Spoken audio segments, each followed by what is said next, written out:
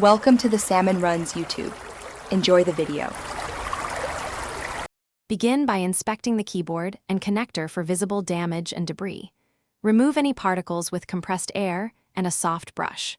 Restart the Surface Pro and test typing after a full reboot. Open Settings and confirm both Bluetooth and keyboard settings are enabled and correctly configured. Run the Hardware and Devices troubleshooter if available to collect basic diagnostic details. Note whether the device recognizes the keyboard by checking Device Manager under Keyboards and Human Interface Devices. Run Windows Update and install all optional Surface firmware updates immediately.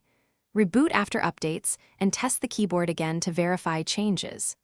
Open Device Manager and uninstall the keyboard driver if it appears malfunctioning. Reboot to allow automatic driver reinstall or manually install the latest driver.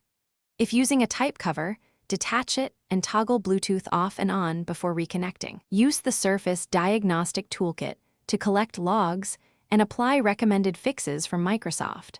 Power off the Surface Pro and disconnect the keyboard before cleaning the connector. Use 70% isopropyl alcohol on a lint-free cloth to gently clean the magnetic connector pins. Inspect the keyboard hinge and pins for bending or missing magnets and check for uneven magnetic pressure while attaching. If cleaning fails, test a known working type cover to isolate the issue. For persistent hardware faults, replace the type cover or contact authorized repair service for keyboard flex or ribbon cable repairs. Thanks for watching. Consider subscribing if we helped you.